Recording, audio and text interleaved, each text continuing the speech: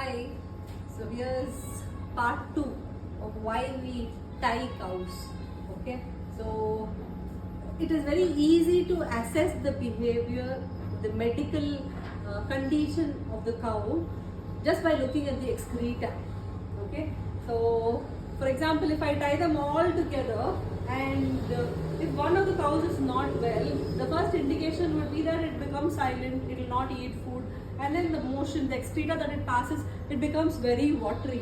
But if the cow is healthy, the dung will be as thick as this. You see this?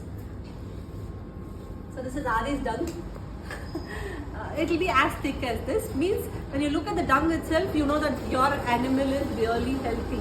And if you look at Kanama, it's the same. And almost every cow right now is healthy.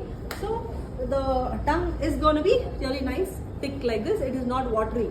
So when you tie them all together, if one of the animal had passed a watery excreta, then you will not know which animal actually passed it, and you will not know whom to assess.